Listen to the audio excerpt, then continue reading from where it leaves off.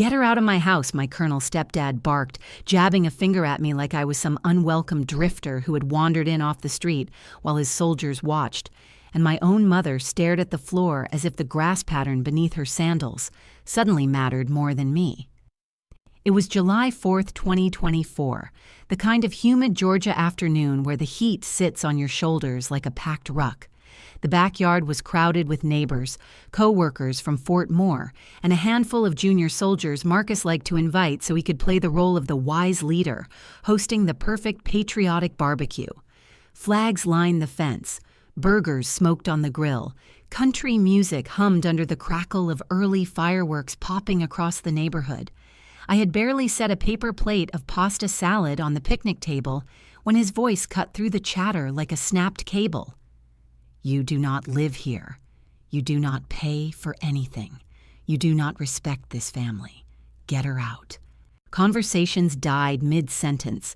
Heads turned. The soldiers he had stationed near the deck straightened, unsure if this was a joke or another one of his theatrical power displays. A staff sergeant stepped toward me, his hand hovering near my arm as if preparing to escort me out of the yard. Brielle, my younger half-sister, watched with a smug tilt of her chin. "This is a family event, Harlow. Real careers only, not your little computer game." Her words carried far enough to draw a few amused grins from the cousins who had never liked me. Someone behind the drink coolers added, "Some people join the army just so they do not have to grow up." The sting of it hit harder than the July heat. I stood there with the plate still in my hand, feeling every pair of eyes measure me, judge me, decide within seconds that Marcus must be right and I must be the embarrassment he always painted me as. The staff sergeant reached for my elbow, and that was when everything shifted. His eyes dropped to the thin scar on my wrist, a mark left by a shattered console during a night operation years ago. Then his gaze caught the tiny inked symbol barely visible beneath my collar, a discreet cyber unit emblem known only to those who had served near the front lines of digital warfare. His hand froze. "Ma'am, wait, are you—" A private standing behind him leaned forward. He squinted. Then his face drained of color as recognition hit him like a hard current. "That is Harlow Quinn." His voice cracked on the last word, the kind of crack you hear when someone realizes they are standing 3 feet away from someone they have only heard about in briefings or training modules. The kind of name passed around the cyber units with a mix of awe and disbelief. I met his stare, but said nothing. My silence only deepened the confusion spreading across the small cluster of soldiers. Marcus saw the hesitation and exploded again. "You heard me. I gave you an order. Get her out, now." The soldiers did not move, not because they feared him, but because they finally understood who I was, and he did not. For a moment, the yard fell into a deeper silence than the fireworks could fill. My mother shifted her weight, torn between stepping forward and staying beside the man who kept her world small and carefully arranged. I let the silence stretch. I let Marcus feel the weight of it without giving him a single clue. I let his own voice hang in the humid air until it soured. Then I took a breath, held it, and in my own mind rewound every insult he had thrown at me in this yard, every dismissal he had ever directed at me since I was a teenager, trying to survive under his roof. And only then finally did I speak. Not to him, not to the soldiers, just to you. My name is Harlow Quinn. I am 28 years old, and 3 months ago the Pentagon placed a single silver star on each of my shoulders and made me the youngest brigadier general in Army Cyber Command history. My stepdad does not know that. To him, I am still the strange, quiet girl with the keyboard, the one he believed would never amount to anything, the one he told neighbors was wasting her life in some low-level tech role, the one he presumed would always stand beneath his authority, beneath his voice, beneath his roof. What he does not know is that while he was lecturing his drinking buddies about discipline and honor, I was leading teams who stopped ransomware attacks targeting veterans' hospitals. He does not know that while he mocked me for not choosing a real military path, I was briefing senior generals on counter-infiltrations that protected entire regions of our electrical grid. He does not know because he never cared to ask, and because people like him do not expect people like me to rise. So when he ordered his soldiers to drag me out of the backyard like trash, they were not just looking at his stepdaughter, they were looking at their general. If your own family has ever treated you as if you were beneath them, no matter what you had survived or earned, stay with me. You are not the only one. I grew up in a small beige house on the outskirts of Columbus, Georgia, where the pine trees pressed close to the property line and the summers felt heavy enough to bend the air. And when I think back to those years between 2009 and 2012, the years when I was 13, 14, 15, 16, what returns first is not the weather or the creak of the porch steps, but the sound of my mother, Elaine Quinn, whispering apologies she never owed me, and the slow, steady way my world shrank after my father, James, a Desert Storm veteran, died suddenly of a heart attack, leaving behind insurance papers we did not understand and a mortgage we could barely keep up with, and a silence in the house that made every night feel too large for just the two of us. When Marcus arrived, he came wearing a major rank and an air of certainty that filled every room before he even opened his mouth. And in those first months, my mother leaned on that certainty like a crutch, because grief had cracked her foundation, and he offered to refinance the mortgage and pay a few overdue bills and sit with her in the kitchen while she cried quietly over the stack of envelopes she could no longer face without shaking. For a brief moment, I thought maybe he would help hold us together, but it did not take long for the helping hand to curl into a fist that controlled everything it touched.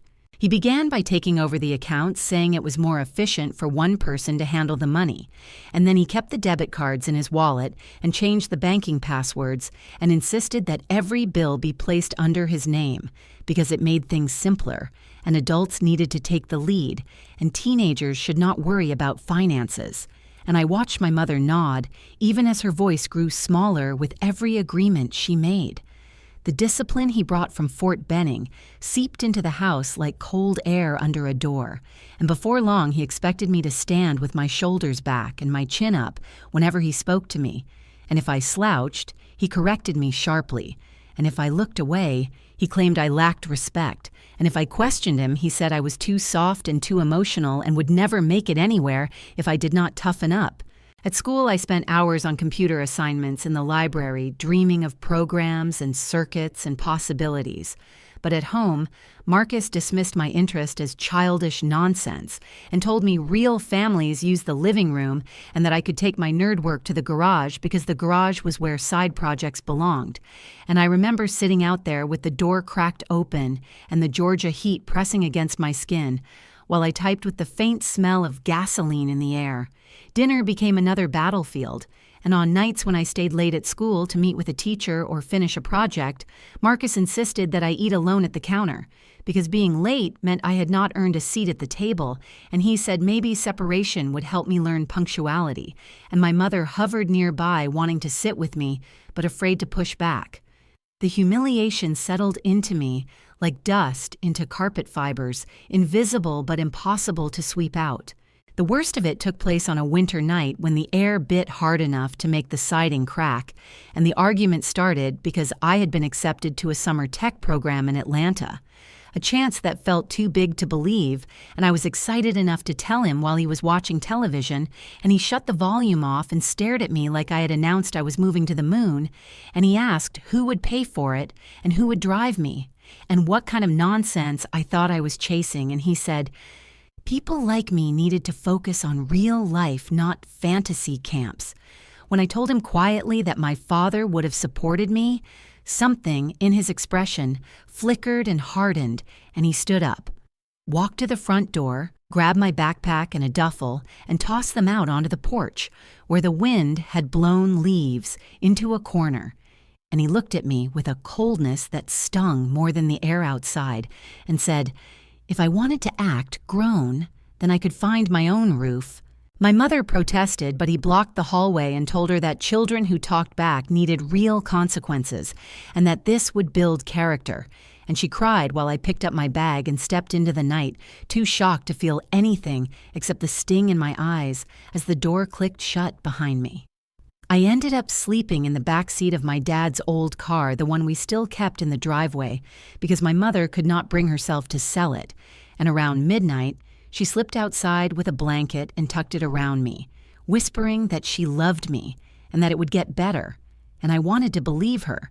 But the cold air pressed through the seams of the doors and made me understand that the pattern shifting through our lives was not temporary and not new, because the cruelty Marcus showed me that night had been growing from the day he moved in, tightening and tightening until it finally snapped into something unmistakable. I stayed in that car until dawn, watching the house lights blink off one by one, and when I finally drifted into a shallow sleep, I understood that what happened in the backyard years later, when he barked at soldiers to remove me, was not an isolated explosion, but the echo of a long history.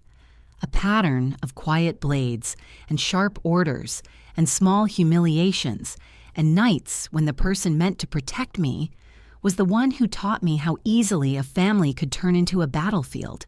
By the time I turned 18, the house had become a place where every breath felt measured and every choice felt pre-approved by Marcus. And when graduation came and the counselors talked about colleges and majors, I felt a quiet panic pressing under my ribs, because I knew staying in that house meant shrinking into a version of myself he could control forever. So the Army became the only doorway that looked remotely open. And in 2014, I made the decision that I would step through it, even if I had no idea where it might lead, and even if Marcus made sure to mock the choice from the moment he heard it.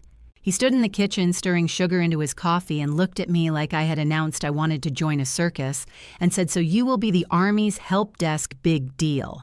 And the way he said help desk made it sound like nothing more than a janitorial detail for broken keyboards and jammed printers. And my mother sat at the table clutching a spoon, with her shoulders drawn inward, wishing she could support me without setting him off. I told him I planned to take the ROTC scholarship offer my school counselor insisted I had earned through my grades and outreach programs, and he laughed outright, saying real officers came from real families with real backing, and that I should stop chasing delusions and pick something sensible. And he reminded my mother that college was expensive and that wasting money on degrees that go nowhere was irresponsible. Within a week, he had called a contact he knew at Fort Benning and pushed for what he described as a more practical path, which in his mind meant the enlisted IT route because, according to him, it required no real education and no risk of failure, and he presented it all as if he had done me a favor, saving me from debt and disappointment. My mother looked torn between pride and fear, but Marcus made the decision seem final. And I remember feeling the same trapped pressure in my chest that I had felt years earlier sleeping in my father's car. What he did not know was that I had already researched alternative paths and learned about a small fast-track officer program for highly skilled enlistees, and I realized that if I played the long game, I could step around every barrier he set in my way and climb farther than he ever imagined. So I signed the enlistment papers with a quiet determination he mistook for compliance. The day I shipped out the sky over Columbus was a dull gray, and my mother hugged me so tightly I could feel her hands tremble through the thin fabric of my shirt, and she whispered to stay safe and stay focused, and that she was proud of me even though she looked toward the driveway every few seconds to see if Marcus was watching. He walked out only at the last moment, offered me a limp handshake, and said, "Do not embarrass us," in a tone that suggested he expected nothing less. And while my mother wiped tears from her cheeks, he straightened his collar and acted as if the house belonged to him alone. And I realized boarding that bus would be the first time in years I left his shadow behind. During training and my first months in uniform, I wrote to my mother often and avoided speaking to Marcus at all. And whenever he sent a message, it was usually something clipped and dismissive, like "Hope you are not breaking anything over there," or "Try to keep up this time." And he told neighbors that I had enlisted because I could not cut it in real college, and that being a low-level tech in uniform suited me better than pretending I had ambition. And he enjoyed retelling the story at gatherings where people nodded politely because they had no reason to question him. What he never understood was that while he was busy framing my path as a failure, I was quietly building a record strong enough to submit my application to the fast-track program that allowed skilled soldiers to move into officer training. And I spent late nights studying in the barracks with a flashlight tucked under my pillow, and early mornings volunteering for tasks that showed leadership potential. And my supervisors noticed because they recommended me without hesitation. 2 years into my service, I received the acceptance and felt something inside me lift for the first time since childhood, a sense of independent direction Marcus could not steer. And when I came home on leave shortly after the news, I kept the accomplishment to myself for the moment, wanting to enjoy the quiet victory before dealing with his reaction. That visit turned unforgettable, not because of celebration, but because of what I overheard on the back patio, where he was standing with 2 of my uncles, telling them he had been the one to guide me into the army since she had no direction and needed discipline. And they nodded as if his version contained the truth, while I stood inside the kitchen frozen by the hypocrisy of it. Because I remembered every insult, every door closed in my face, every comment about my supposed softness and instability and useless dreams. My mother was folding laundry and did not see my expression, but she sensed the shift in the air and asked softly if I was all right. And I told her I had a headache, even though the pain had nothing to do with my head and everything to do with the realization that Marcus would always rewrite my story to make himself the architect of every step I took. That night, lying on the pull-out couch in the living room, I stared at the ceiling fan blades spinning slowly and thought about how far I had come. Since the winter, he threw my bag onto the porch and told me to find my own roof, and I promised myself that one day I would stand so far above his reach that not even his rank, his influence, or his narrative could touch me again, and I drifted to sleep with a quiet certainty that the army would not only free me from him, but eventually place me in a position where he would finally see who I had become. By the time I completed the fast-track program and stepped into my first real officer assignment, the world I had once imagined for myself had widened in ways Marcus could never have predicted, and I found that the further I moved from the walls of that house in Columbus, the more clearly I could see the patterns he had tried to lock me into. The Army became a place where my work actually mattered, where the hours spent studying alone under the dim barracks, light turned into a foundation strong enough to carry me through challenges I had never imagined facing. And by the time 2019 arrived, I found myself deep inside the heart of Army Cyber Command, where everything felt urgent and enormous, and wired directly into the safety of millions of people who would never know my name. The first major operation that shaped my path came without warning when a wave of ransomware began sweeping through a network of VA hospitals, threatening to shut down access to critical patient records and real-time treatment data. And I was assigned to a team created in minutes working shoulder to shoulder with analysts who had been fighting cyber threats long before I finished high school.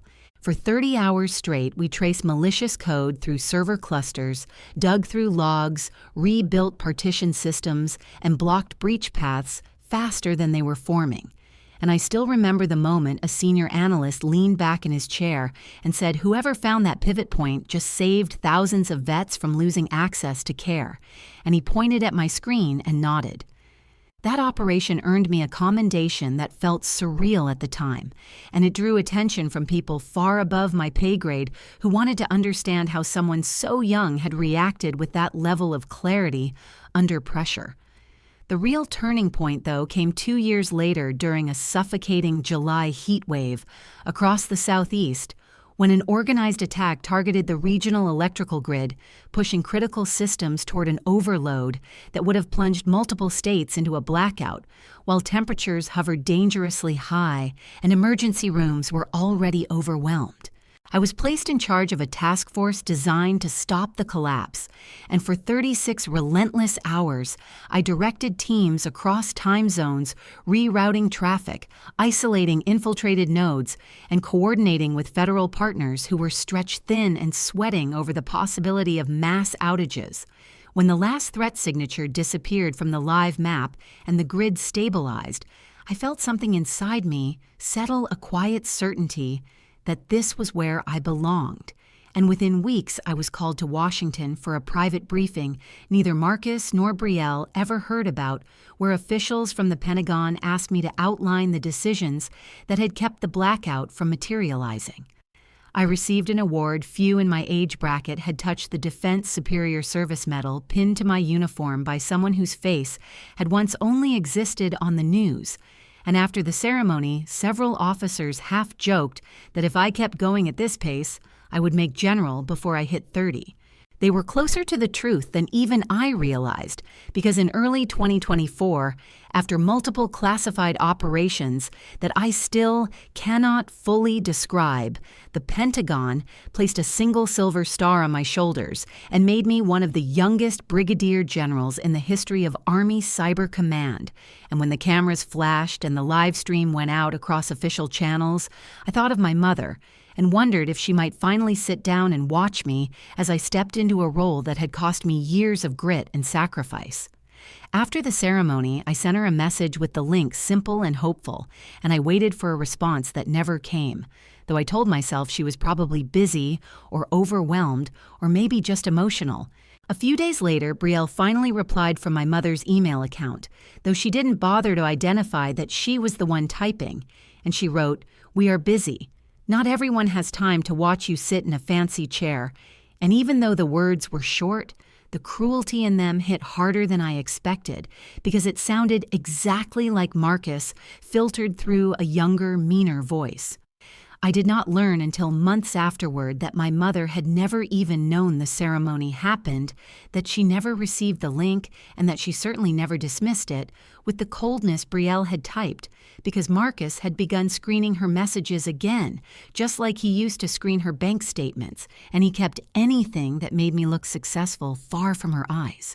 It became clear only when she accidentally mentioned she hoped my tech job was going okay, and that maybe one day I could apply to be an officer if I worked hard and saved money, that she had absolutely no idea her daughter wore a star on her collar and briefed senior military leaders weekly. When I gently asked if she had seen the ceremony, she looked confused and said, "What ceremony?" And the realization struck like ice that Marcus and Brielle had deliberately erased that moment from her world to preserve the narrative they had spent years building, that I was the directionless one, the needy one, the one who escaped responsibility by hiding behind a keyboard. Meanwhile, in my actual world, the one they refused to acknowledge, soldiers in the ARC Weiber cafeteria asked for selfies, and younger officers introduced themselves with stories about how they had studied my case reports in training, and people who outranked Marcus by several levels sought out my recommendations for strategic planning sessions. Yet every time I returned to Columbus, my mother greeted me with a soft warmth, burdened by a fog of misinformation, because everything she knew about me had been filtered through the two people most invested in keeping her blind. The contrast became its own kind of ache on one side of my life, halls of secured offices where people tapped into my insight as if it were vital, and on the other side, a childhood home where my achievements disappeared into silence or worse, mockery. It became clear then that becoming a general had not changed how they saw me, because they had never intended to see me at all. And while my name appeared in briefing rooms and articles and internal reports, my own family had unfollowed my public updates, blocked my messages, and told neighbors I was still doing some basic computer thing in the Army. Nothing special, just busy work for people who could not handle real responsibility. I realized that rising in rank had not liberated me from their narrative, but it had given me the power to choose how to answer it, and the power would matter more than I knew when the 4th of July rolled around and Marcus issued an order in his backyard that would finally expose the truth he had hidden for years.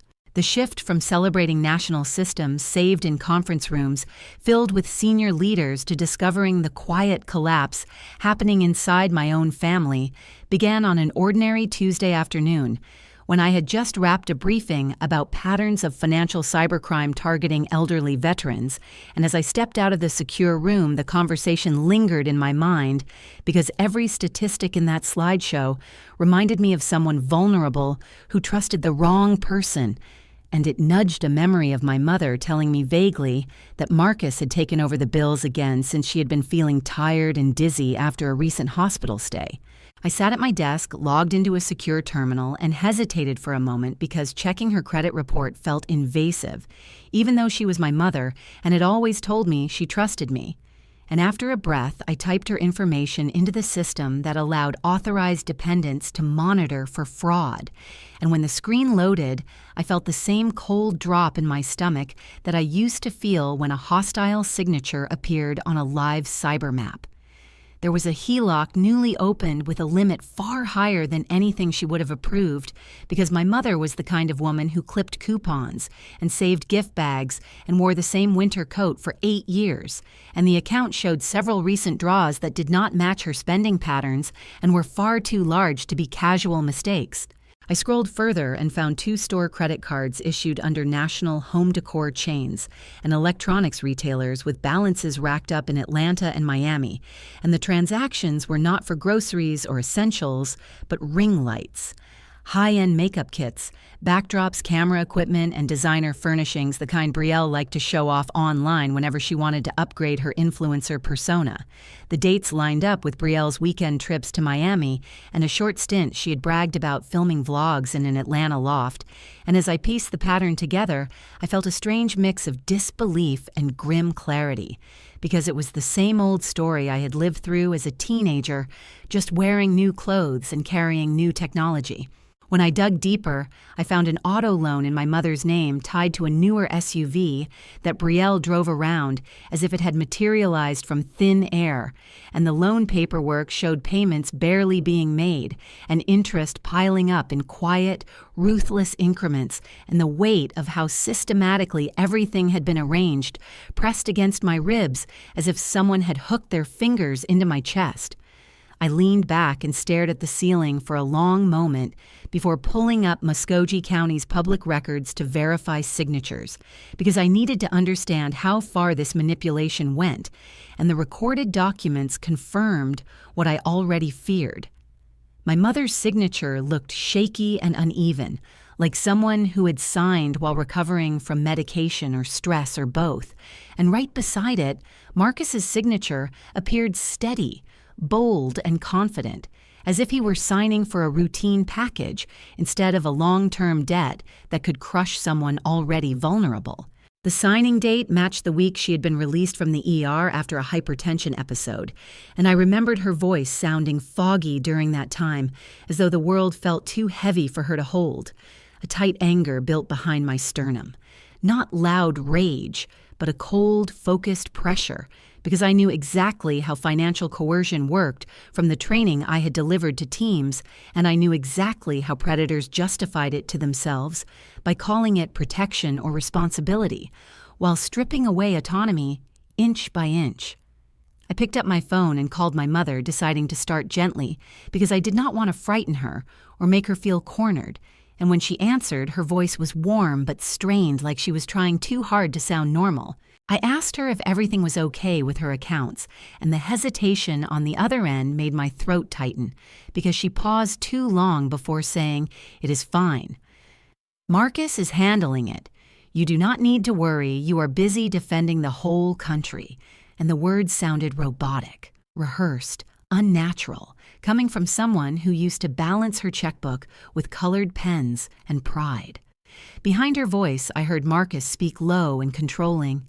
"Tell her we are fine." Hang up, and the call ended abruptly before I could say anything more.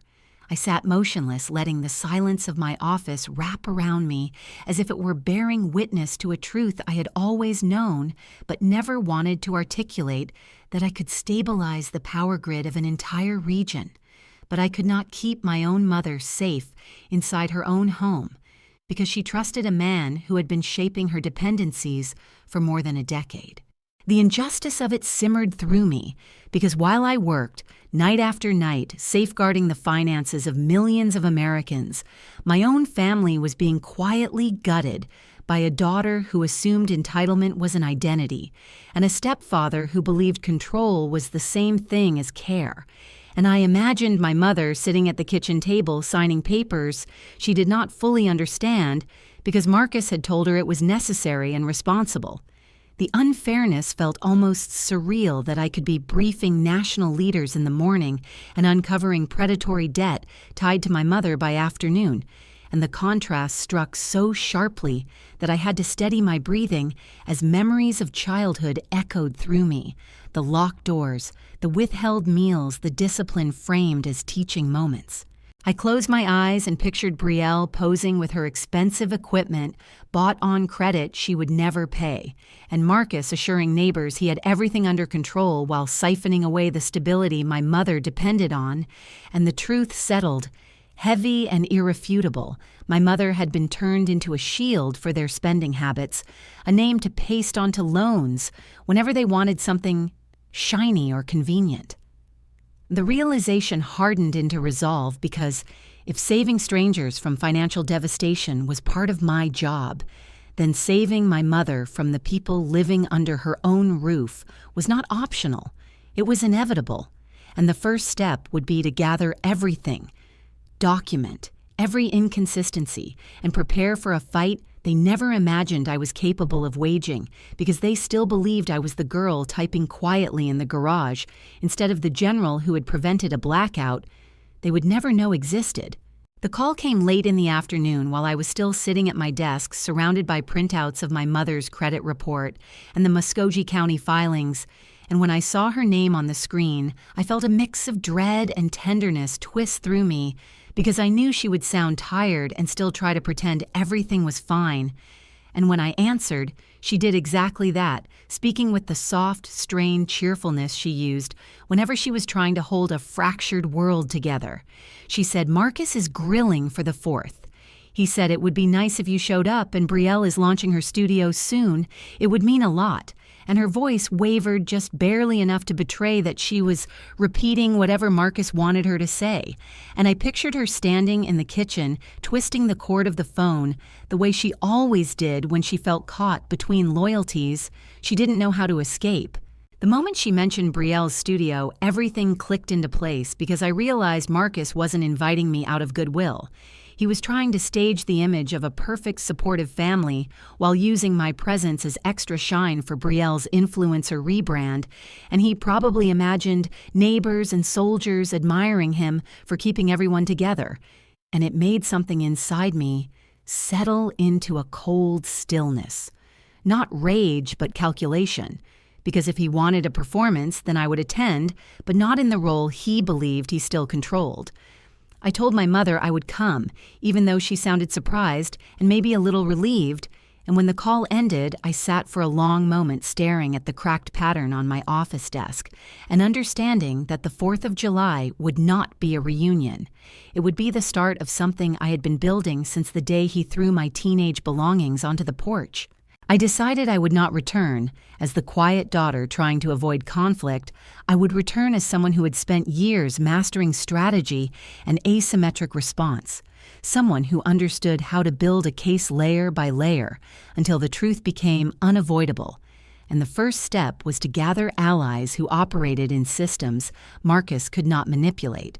Early on the morning of July 3rd, I drove to Fort Moore and met with a JAG colonel I had known since my first year as an officer, a woman who had mentored me when I was still figuring out how to command rooms filled with people twice my age, and she listened in silence as I laid out everything I had uncovered: the HELOC, the credit cards, the auto loan, the forged narrative, and the pressure my mother had been living under.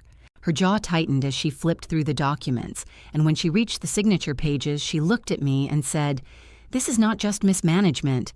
This is coercive control and financial abuse." And she told me exactly which forms to file, exactly what to request, and exactly how to preserve every shred of evidence, so nothing could be dismissed as a misunderstanding.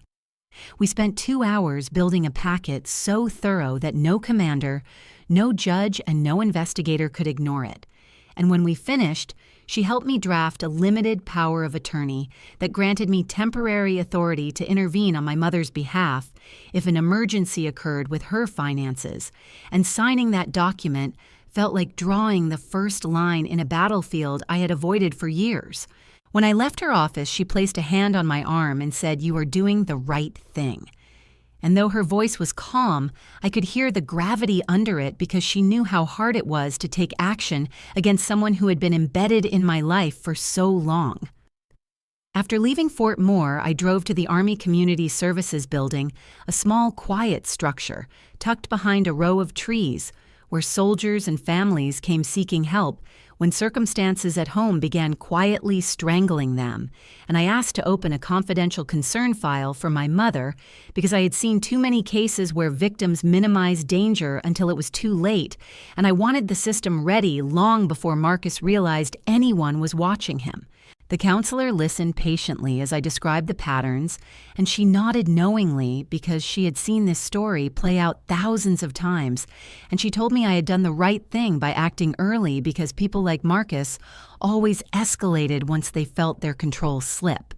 When I stepped back outside, the Georgia heat wrapped around me like a heavy blanket, and I sat in my car for a few minutes, feeling the weight of what I had set in motion, knowing that once I crossed the threshold of that backyard the next day, I would no longer be participating in his script, I would be rewriting it. On the drive back to my hotel, I stopped by a small credit union that partnered with the military and opened a new account solely in my mother's name, one Marcus could not track, because I used contact information he did not know and security measures he could not breach, and I transferred a modest amount of money into it, enough to stabilize her if things went sideways, but small enough that no one would notice right away.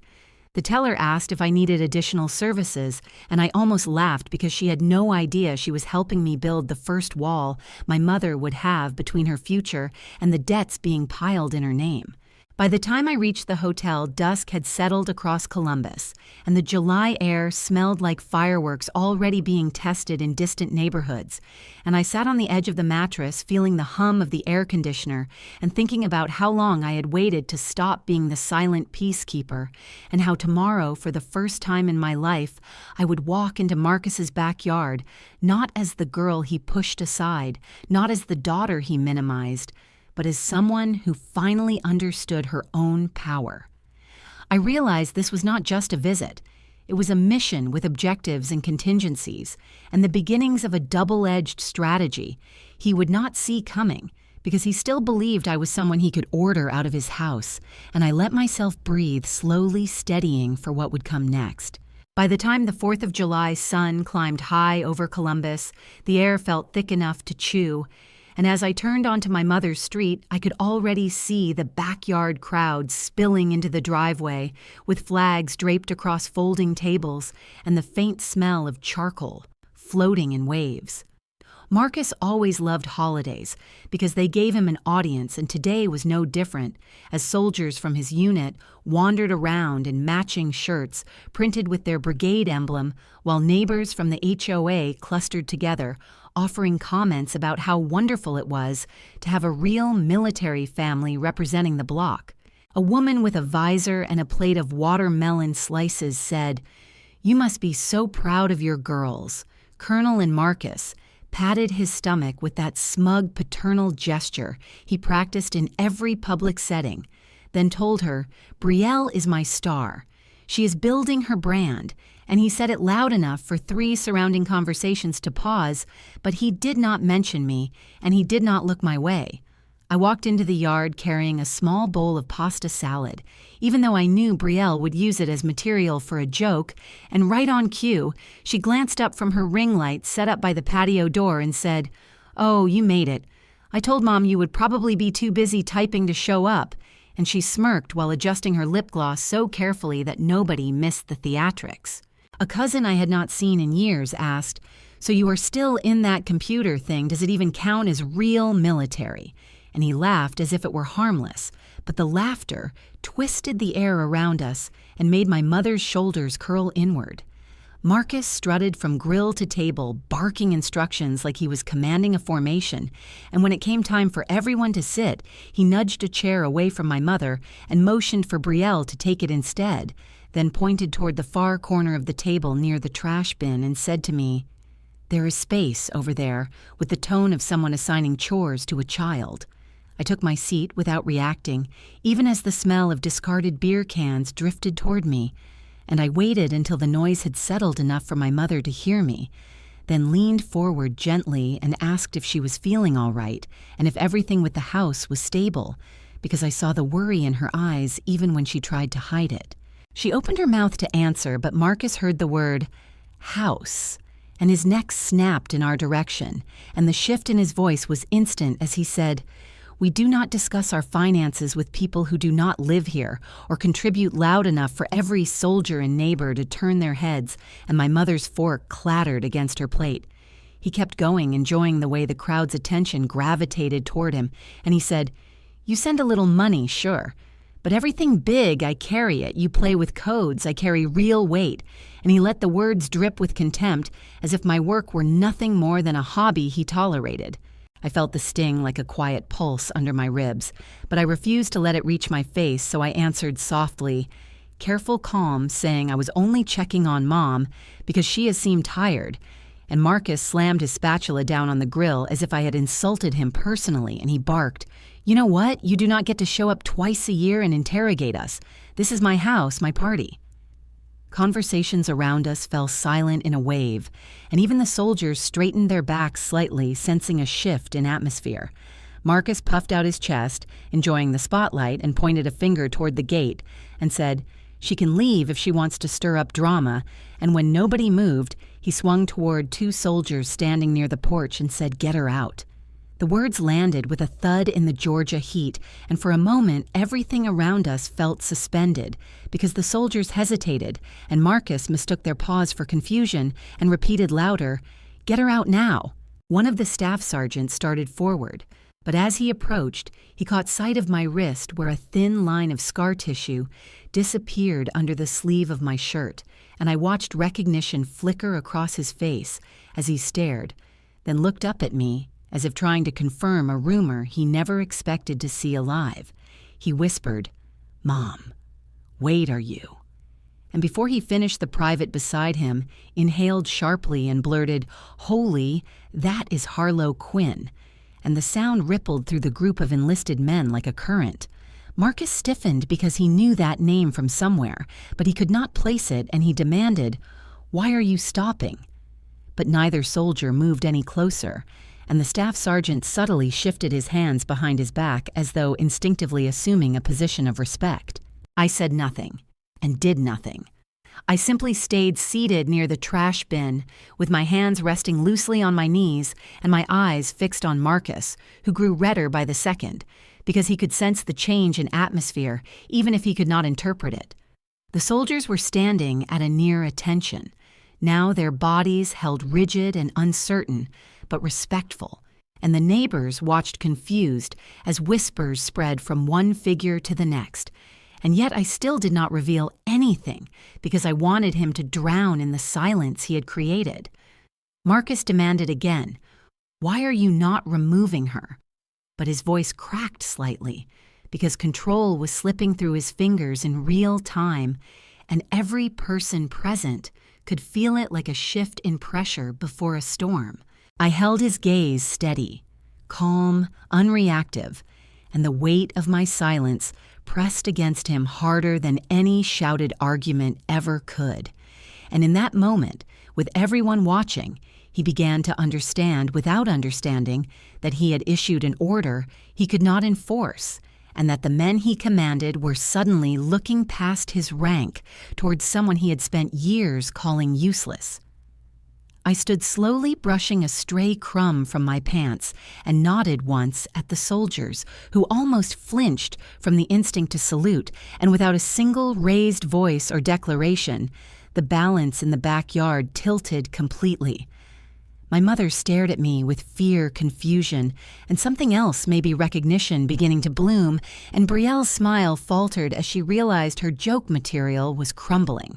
I walked toward the gate, feeling the eyes of every person follow me, and I let the silence finish the humiliation Marcus had started, because there was nothing louder than a command ignored, and nothing more revealing than a man who had built his life on control, watching that control evaporate one breath at a time.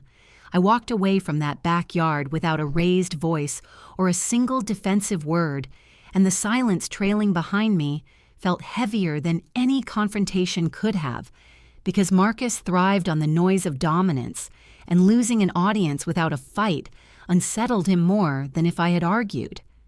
I set the paper plate down on the picnic table, then looked at my mother, whose eyes were wide and trembling with apology. She was too scared to speak, and I told her softly, "You do not have to say anything.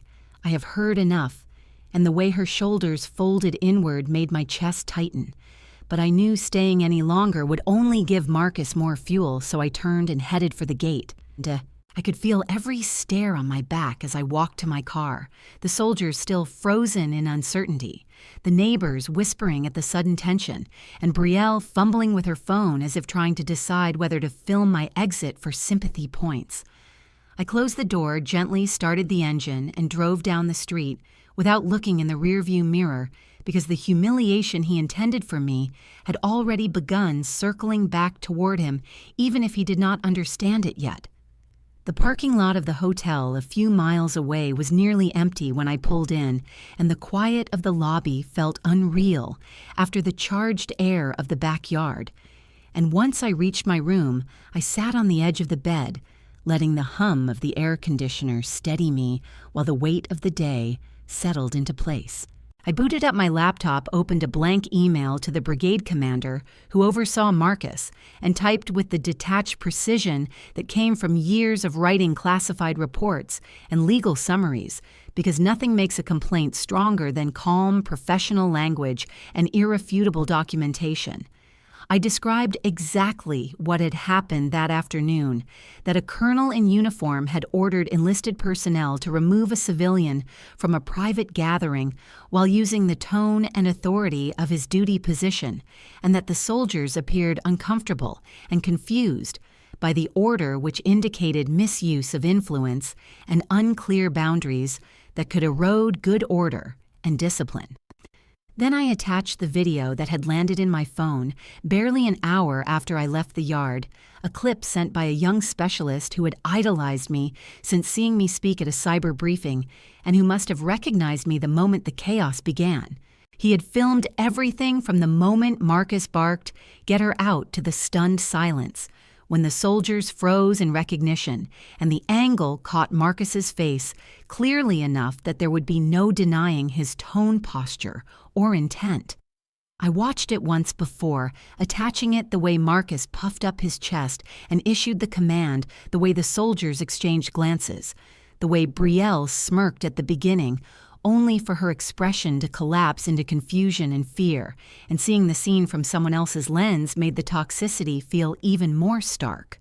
After sending the email, I opened a secure channel and messaged the JAG team that had helped me prepare my mother's file earlier, writing, "We may have a pattern of misuse of authority and financial coercion here," and the reply came almost instantly telling me to forward everything I had, because they would begin a preliminary assessment first thing in the morning. The room felt quiet again once the messages were sent, and for a moment I let myself lean back, watching the ceiling fan circle as if it could unwind the tight coil of adrenaline still buzzing under my ribs. And then I reached for my phone and opened the banking app tied to the new account I had created for my mother.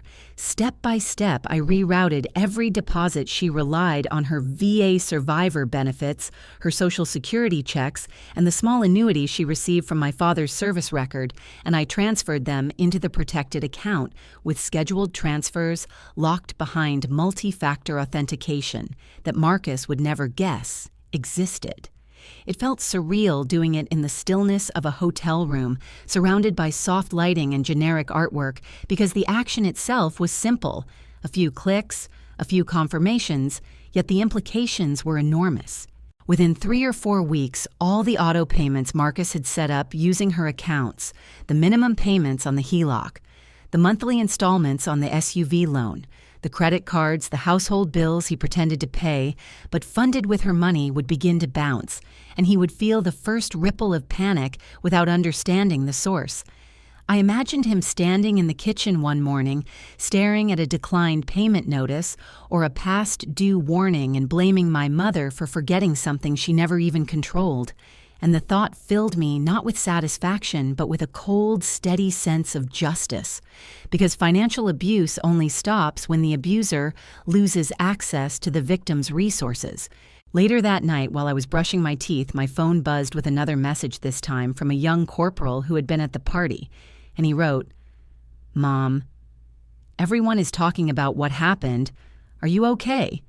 And also, Colonel looked real bad yelling at you like that." And he said something else that made me pause. He said, "I think word is already spreading at the barracks because one of the guys recognized your name on his phone, and now everyone is asking why a colonel would try to throw a general out of his yard." I sat on the edge of the tub, reading it twice because the speed with which rumor moved on a base was always impressive. And in Marcus's case, devastating the enlisted ranks were like a bloodstream carrying stories faster than official channels ever could, and he had no idea the infection had already begun. I thanked the corporal for checking in, told him to stay focused on his duties, and set my phone down feeling a strange mix of sadness and inevitability, because reputation was everything in the military. And once the lower ranks began to lose respect, the erosion only accelerated. By the time I turned off the lights and lay in bed, I knew Marcus was already standing on a trap door. He had built himself over years of arrogance and control, and he did not even realize the hinges had begun to creak because the damage spreading from the barracks to the break rooms to the duty stations would reach his chain of command long before he could spin a story to protect himself. And as I closed my eyes, I let myself feel a quiet, measured breath of relief. Because for the first time, the consequences he had avoided for years were beginning to circle him, not through retaliation, but through exposure.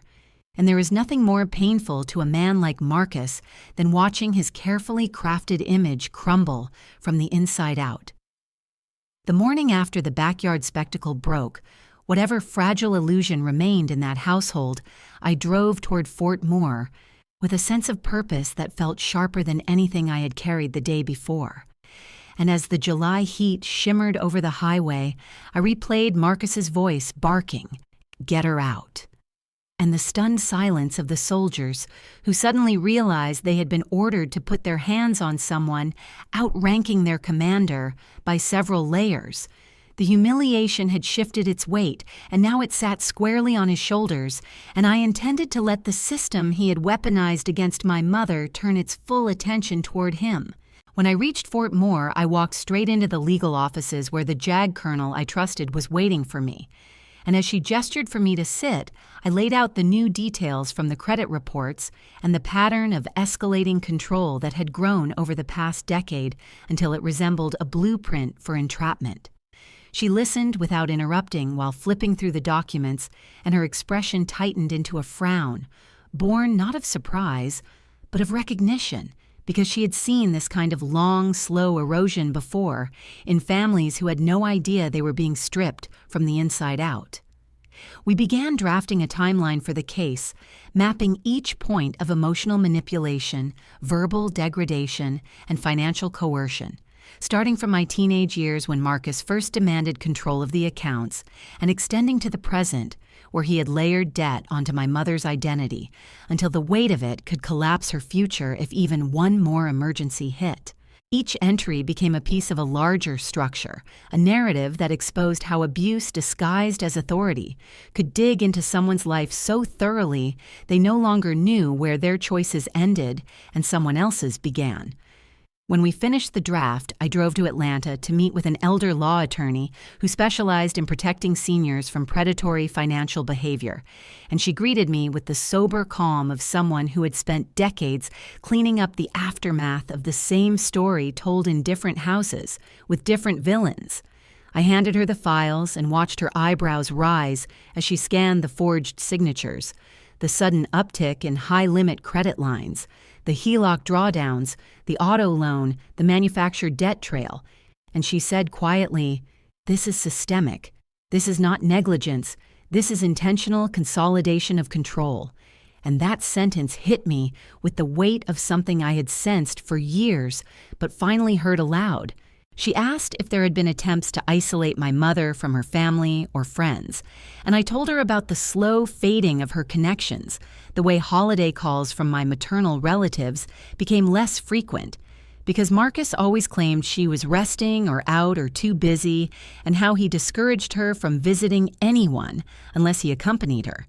The attorney nodded grimly and said, "Isolation plus financial control plus dependency is the trifecta of vulnerability, and it rarely stops without intervention." After leaving her office, I headed back toward Fort Moore, then continued another few hours east until I reached Fort Eisenhower, where an ACS counselor reviewed everything with the same gravity, and told me that if my mother ever needed a protective order, the file we were building would provide more than enough supporting structure for emergency action.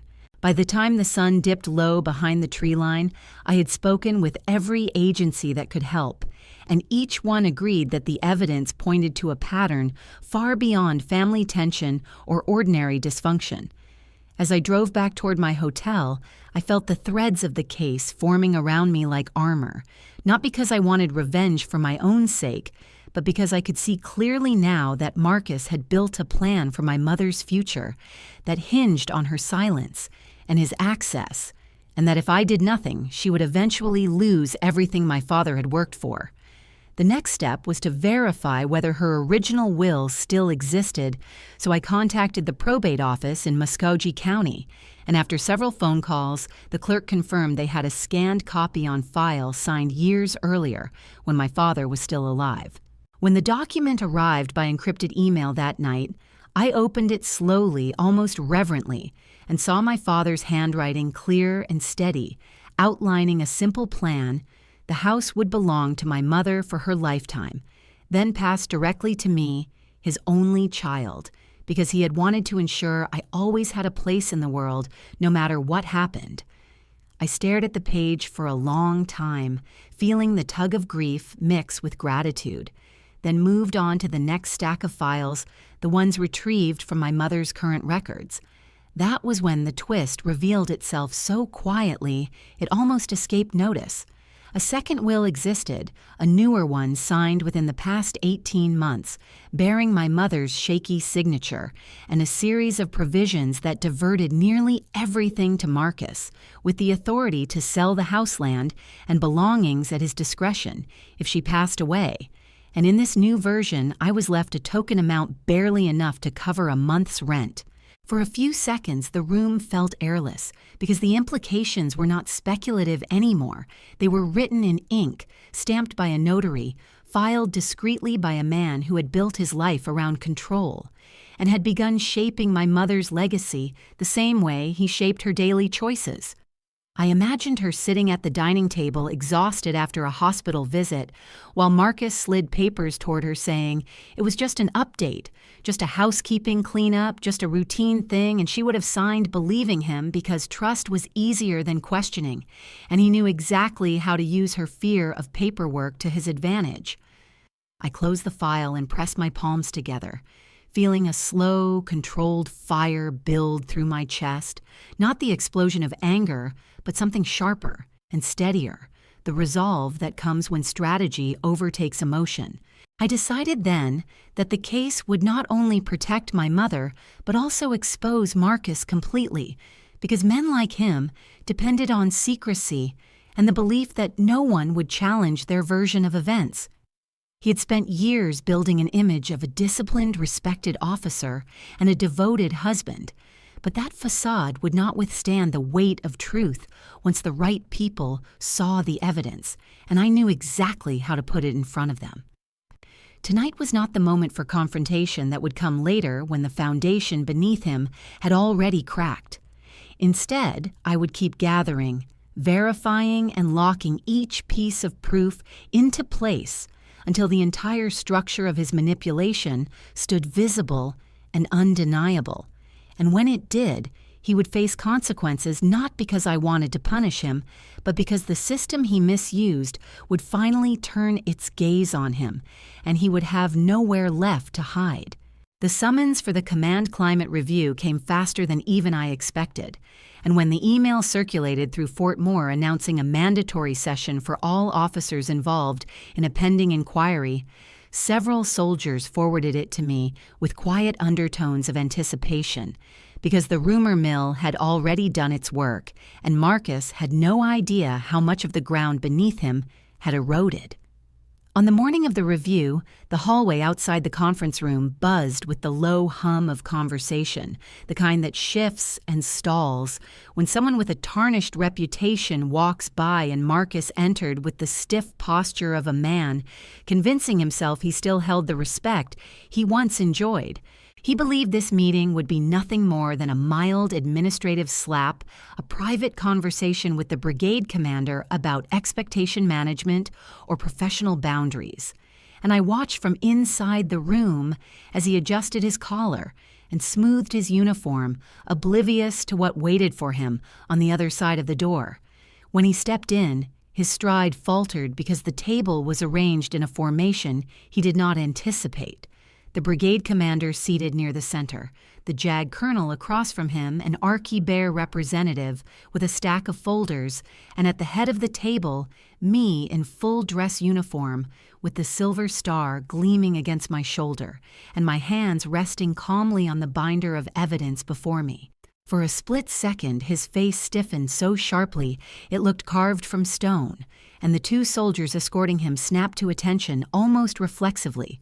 But instead of saluting Marcus, they turned toward me and offered a crisp greeting that cut through the room like a blade, and I nodded back, acknowledging them, while Marcus stood caught in the silence he once used to dominate others. He tried to recover with a tight, awkward smile aimed at the brigade commander, but the commander gestured coolly for him to sit without returning it, and Marcus lowered himself into the chair with the uneasy movements of someone stepping onto uncertain ice. The commander began by outlining the allegations: misuse of authority, inappropriate issuance of commands outside duty context treatment of subordinate personnel inconsistent with Army values, and a possible pattern of financial coercion involving a dependent.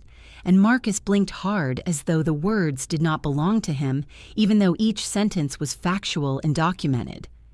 When it was my turn to speak, I kept my voice steady and professional because I wanted every detail to land with the weight of truth, not anger, and I outlined the events of July 4th, precisely how he used his command voice to order enlisted soldiers to remove a family member from a private gathering, how the soldiers hesitated because the order blurred military authority and personal conflict, and how the incident demonstrated a clear breach of conduct expectations for officers of any rank.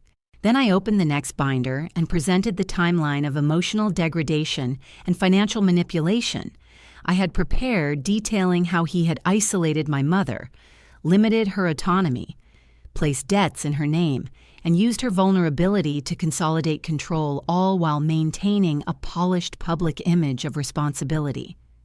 Marcus shifted in his seat, his mouth tightening his hands, flattening against the table as though he could physically press down the rising tide of consequences. But before he could speak, the brigade commander held up a hand and said, "We have received additional evidence." The Archie-Bear representative opened a laptop, turned it toward the room, and pressed play. And there, on the screen, the grainy recording, taken by the specialist at the party, flickered into focus, showing Marcus leaning over the picnic table chest, puffed face flushed with arrogance as he barked, "Get her out," and then the captured pause, the recognition, the shock that swept across the enlisted ranks when they realized who I was. The video played the sound filling the conference room, the tone of his voice, the clear misuse of his authority, the way he tried to command soldiers in an environment that had nothing to do with duty and everything to do with ego. And for the first time, Marcus could not look away from himself, reflected back with brutal clarity. He glanced toward the door as though measuring the distance to escape, but the brigade commander's voice cut in, sharp and decisive, and he said, "Colonel, you ordered your soldiers to physically remove a general from your private event. Without cause, you used your rank to intimidate and control. You engaged in conduct unbecoming, and you compromised good order and discipline in front of an entire neighborhood." Marcus opened his mouth to defend himself, but the commander continued before he could form a sentence, saying, "Furthermore, financial records from the dependent's file indicate clear irregularities, suggesting coercive influence and misuse of access privileges, and these will be forwarded to the Army Inspector General and state authorities for review." The room was silent except for the faint whir of the projector, and Marcus's breath coming quicker than before, his confidence leaking from him like air from a punctured tire. And I kept my expression neutral, because this was not vengeance. It was accountability delivered through the systems he had always assumed would protect him. The commander closed the laptop, folded his hands, and said, "Pending full investigation, you are relieved of command. Effective immediately, your access credentials are suspended, and you will vacate assigned housing by end of day." And the soldiers escorting Marcus shifted subtly in preparation to walk him out. Marcus stared at me, then at the commander, then at the JAG colonel, his face pale and rigid, as though the ground he trusted had dropped out from under him, and he whispered, "This is some misunderstanding." But the brigade commander responded with cool finality. "No, Colonel. This is the consequence of your actions." The soldiers stepped to his side, and he stood slowly as though his limbs were heavy with shame. And as they guided him toward the door, the rest of the officers in the room remained still, offering no comfort, no salute, no acknowledgement, because respect in the military is earned, and in that moment, he had none. I remained seated, letting the weight of the moment settle into the air, because this was the public exposure he had never believed possible. The shattering of the image he valued more than his family, and as the door closed behind him, the silence that followed felt like the first clean breath I had taken in years. In the weeks that followed the command climate review, the consequences that Marcus once believed would never touch him began creeping into every corner of his life with the slow, relentless pressure of a tightening vice. And while nothing I did was illegal or cruel, it was all precise, each shift in his world, the natural fallout of the systems he had spent years manipulating, finally closing in on him. The first cracks appeared when the mortgage company called because the payment that had always cleared from Elaine's account failed for the first time in more than a decade, and Marcus assumed it was a banking glitch, so he paid a small late fee, confident the issue would resolve. But the following week, the HELOC payment bounced too, and then the auto loan for the SUV Brielle drove defaulted, leaving him staring at account statements that suddenly looked unfamiliar, because the steady flow of Elaine's benefits was gone, and he had no idea she had moved her deposits to a protected account I had set up. The credit card companies began calling at all hours, asking about overdue balances for furniture stores and boutique equipment, and Marcus raised his voice, insisting they had the wrong number because everything was under control. But the collectors kept calling, and soon he learned that credit cards he had opened under Elaine's name were now more than 90 days past due. While debt mounted around him, the neighborhood around his pristine suburban home started to shift its tone, because word of the investigation at Fort Moore had spread faster than he realized, and the same neighbors who once waved enthusiastically or stopped to chat now avoided eye contact, pretended not to see him, and whispered when he walked by with his rigid posture, trying to maintain dignity while the fabric of his reputation unraveled. The HOA board that previously begged him to host 4th of July barbecues and Veterans Day events suddenly stopped sending emails or invitations, and when he offered his backyard for an upcoming block meet, the president responded in a clipped message saying, "Thank you, but we already have a volunteer this year," and Marcus read that line again and again as if it were a wound he could not stop touching. Meanwhile, Elaine, with the support of the elder law attorney and my quiet coordination, moved into a modest senior-friendly apartment in Columbus, a small one-bedroom with soft carpet, wide doorways, and a balcony where she could drink tea in the mornings without anyone barking orders at her, and she took only a few sentimental items with her framed photos of my father, a quilt she liked, and a small jewelry box she had saved since childhood. She changed her phone number at the attorney's recommendation, and for days afterward, Marcus called repeatedly until the line "disconnected message" appeared, and each time it happened, he grew more frantic, pacing the house, demanding to know why she would leave without explanation, even though he knew deep down that she had been afraid to stay and afraid to tell him she was leaving. Brielle's world cracked too, without Elaine's accounts available to subsidize her lifestyle, and without Marcus able to float her expenses, she had to return equipment to stores and sell some of her cameras and lighting, and she went live one night, teary-eyed, complaining that her own family had canceled her, and that she was being punished for things she did not understand. But commenters were quick to point out public records of unpaid debts and judgments, and the live stream clips spread far enough that even her small influencer community turned skeptical of her narrative. Marcus tried to salvage his household's image by spinning stories to neighbors and calling his unit to imply he was a victim of misunderstanding. But the whisper network inside the barracks was unforgiving because soldiers had seen the video of the barbecue and knew his downfall was the result of his own arrogance. And the more he tried to suppress rumors, the more they hardened into a collective truth. The true escalation arrived in a plain envelope from the Department of the Army stamped with official markings, and when he slid it open, the letter inside informed him that he was now the subject of a formal board of inquiry to determine whether his service record should remain honorable and whether his retirement grade should be reduced due to conduct unbecoming and misuse of authority. I imagined him standing in the hallway of that quiet house, reading those lines while the air pressed down on him with the weight of everything he had spent decades working for, now slipping through his fingers, and for the first time he understood that the thing he cherished most, his image as a decorated officer, the respect he believed untouchable, was in jeopardy. He paced the house at night lights on in every room, trying to calculate how much he could salvage. But every calculation ended with numbers that did not add up because the debts had become too heavy without Elaine's steady income, and because his salary was frozen pending the investigation. He tried calling Brielle, who complained bitterly about losing sponsorship deals and blamed him for everything, then hung up on him, leaving Marcus alone in a house that suddenly felt too big, too quiet, too hollow.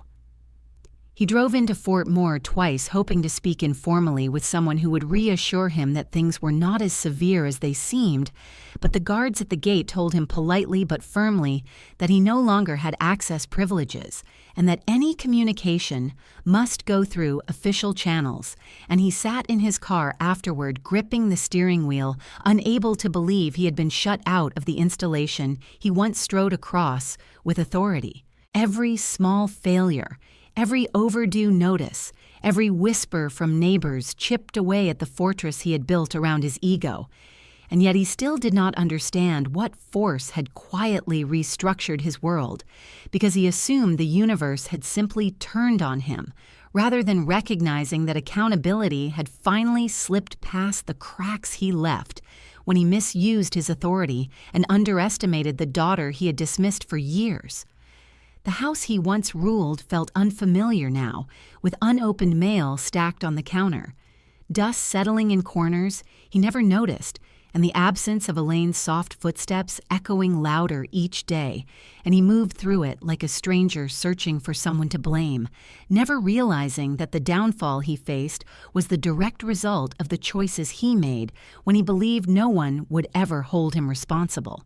He reached out to me first through a brief message that appeared on my phone late one evening while I was reviewing encrypted reports from RCyber. And when I saw his name flash on the screen, I felt a familiar tension rise in my chest, the same heaviness that used to settle over me during my teenage years whenever he walked into a room with that clipped voice and that air of ownership. Yet the message he sent was strangely subdued, asking if I had a moment to talk in person and saying it was important, and he would wait outside the north gate at Fort Moore if I agreed. I stared at the phone for several long seconds, then replied with one short sentence, telling him I would come in 20 minutes, and I drove there with the windows cracked and the Georgia dusk settling low and humid around the base as streetlights blinked on one by one. When I approached the gate, I saw him standing near the edge of the access road, far from the guards, who would undoubtedly recognize me and salute, and he was thinner than I remembered. Shoulders slumped inside a wrinkled shirt that looked like he had pulled it from the back seat of his truck in a hurry, and his face had lost the rigid edge of command, replaced by an unsteady expression that hovered between desperation and disbelief. He stepped forward as I parked and got out of the car, and he tried to straighten himself as if posture alone could reclaim the authority he once used like a weapon. But the tremor in his hands betrayed him, and when he spoke, his voice cracked on my name, and he quickly shifted into an explanation that was really an excuse, saying the last few months had been unbearable, and he was under more pressure than any man could withstand, and the investigation had been twisted by people who misunderstood him, and that everything he did was meant to keep our household stable, because Elaine could not handle the burden of decisions. He kept talking quickly, almost breathlessly, telling me that the debt, the house, the cars, the studio equipment, none of it was what it looked like, and that he had acted with good intentions, believing he was securing a future for the family, and he regretted the way things unfolded at the barbecue, even though he insisted he only lost his temper, because he felt I was questioning his leadership in front of guests.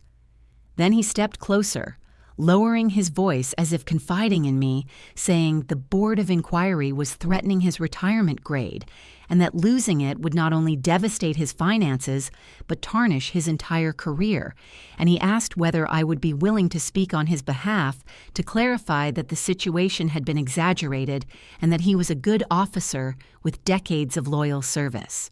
I listened quietly, letting his words drift through the warm night air without interrupting him, and I watched the way he kept shifting his weight and glancing around as though searching for someone to validate his story. And then he said something that told me he had not changed at all. He offered a bargain. If I helped him, if I spoke to the board and convinced them to allow him to retire honorably, he would arrange to sign the house back to my mother and apologize publicly if needed. And he said it the same way he used to say, "We will do things my way," because that is what makes sense, as though he still believed everything in our family was a negotiation he controlled. For a moment, I felt the weight of all the years between us, the nights I spent in my father's old car, when he locked me out, the meals I ate alone, because he said I needed to learn discipline the way he dismissed my career, calling it typing, and the way he stripped my mother of her independence without ever admitting it. I drew a slow breath and answered him the same way I would answer a soldier who had broken faith with the people he swore to protect. And I told him he had used my mother's fear and my silence like tools, and he had shaped our home into a place where control was disguised as care and where obedience was expected instead of respect. I told him I would not use my rank to protect him because he had used his rank to intimidate us for years, and he was not facing my revenge. He was facing the consequences of his own choices, and that distinction mattered more than anything. His expression hardened, then collapsed again as he whispered, "So that is it. You are just going to let them destroy my career." And I shook my head, slowly reminding him that no one had destroyed anything except him, and all I had done was stop hiding the truth he created. The silence between us grew heavy as he took a small step back and his shoulders sagged and the last remnants of his old posture fell away, leaving him looking like a man who had run out of places to hide. I turned toward my car, hearing the faint hum of the bass in the distance, and he called my name once more, softer than he ever had before. But I did not turn back because there was nothing left to hear and nothing left to rescue. I walked to my car, opened the door, and sat for a moment watching him through the windshield as he stood alone in the dim light cast by the street lamp chest, rising and falling with the kind of breath a man takes when the world he built finally stops obeying him. Then I drove away, letting the night close behind me, while he remained rooted in place outside the gate of a base he once walked through with authority now barred from entering left, with only the echo of the life he had dismantled through the quiet cruelty he never thought anyone would challenge. By the time the next 4th of July arrived, a full year after the barbecue that cracked open every hidden fracture in our family, I was no longer anywhere near Columbus, and the old house with its sagging fence and the backyard that still carried the echo of Marcus barking orders as if he owned every breath around him. And instead, I was living in a small loft in Augusta, perched above the quiet shimmer of the Savannah River, where mornings came with soft light, slipping across the floorboards, and evenings settled gently, rather than with the constant tension of waiting for someone to raise their voice. The move had not been sudden, but it had been decisive, and every box I unpacked in that loft felt like an inch of distance from years of walking on eggshells and pretending to be unaffected by the constant dismissive remarks that shaped my childhood more than I cared to admit. When my mother arrived to stay for a few days, she stepped inside slowly as if she were entering a world she had never allowed herself to imagine, one where no one monitored her tone or her spending or her presence. And as she walked from room to room, running her hand gently along the edge of the bookshelf or pausing to take in the view, she looked freer than I had seen her in decades, and there was a weight pulling off her shoulders little by little. On the evening of July 4th, we gathered on the small balcony that overlooked the river, and the air smelled faintly of grilled burgers and summer rain, and the soft sounds of distant fireworks drifted across the water, and joining us were a few people who had become my chosen circle, a JAG friend who had guided me through every legal step with quiet steadiness, 2 fellow officers who had seen me through long nights in operations centers, and a neighbor downstairs, a Vietnam veteran who always brought over fresh tomatoes from his garden. We kept the evening simple, flipping burgers on a small grill, laughing at the uneven patties someone had shaped and letting the smoky scent drift into the warm air, while the sky slowly darkened and the first bursts of red and white fireworks crackled faintly over the city. At one point, I stepped inside and returned with a small metal star, a delicate silver ornament no larger than my palm, engraved with a subtle pattern that mirrored the insignia of a brigadier general, and I tied it gently to the edge of a potted rosemary plant that had been growing on my balcony since the day I moved in, letting it sway lightly in the breeze. My mother noticed and stood beside me quietly, her eyes tracing the little star reflecting the glow of the fireworks, and after a long pause, she said she was sorry that she had let him talk over me for so many years, that she had allowed his voice to drown out mine, believing for too long that keeping peace meant keeping quiet, and she spoke with a tremor that came from a lifetime of regret, settling at the surface all at once. I told her she was here now, and that was enough because healing rarely arrives in perfect timing, but it does arrive, and sometimes that is all that matters. And she nodded, wiping her eyes, and then leaned against the railing watching the river as if she were learning how to breathe again. Later that week, I received news through my attorney that the Army had finalized its decision on Marcus, and he had been forced into early retirement with a disciplinary notation and a reduction in retirement grade, something that would follow him quietly but permanently. And although I had not intervened in the process, not for mercy and not for vengeance, the outcome settled like a final chapter, closing itself without any input from me, because the truth had carried its own weight and consequences. I did not feel triumph when I read the letter, only a distant, cool clarity, the sense that a long and painful equation had finally balanced itself, and I did not share the news widely, only mentioning it to my mother so she would know she no longer had to brace herself for the next ripple of his anger. As the night deepened and the fireworks reached their brightest point, I stepped away from the group for a moment and stood at the edge of the balcony, watching the lights reflect in the dark ripples of the river below. And behind me, I could hear my mother laughing softly at something.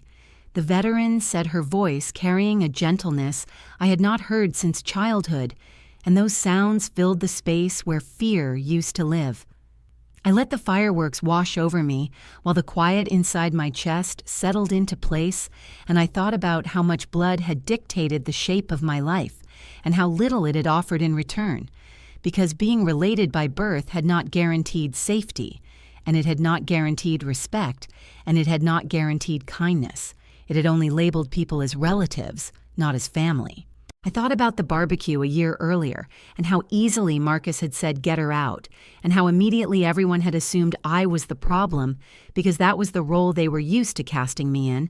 But I also remembered how the soldiers froze when they realized who I truly was, and how in that moment his authority cracked, not because I outranked him in the military, but because the truth of who he was had finally become undeniable. As another round of fireworks bloomed in the sky, I felt a steady certainty rise in me like a tide that had been waiting years to come in, and the voice in my mind spoke slowly, almost like a closing narration to a life chapter, saying that family is the people who move closer when someone tries to push you out, the ones who do not flinch when someone barks. Orders meant to humiliate you, and the ones who choose you not because they have to, but because they want to. And if anyone watching this or listening to this has ever had to walk away from people who shared their blood just to finally breathe freely, I hope they know they are not alone. And if they are still in the middle of that journey, still inching towards safety or clarity or peace, I hope this story reminds them that choosing themselves is not selfish, it is survival, and every small step away from harm is a step toward the life they deserve. If you have ever had to choose peace over family, because peace was the only thing that felt like home, tell me where you are listening from and know that somewhere out there, someone else is choosing it too.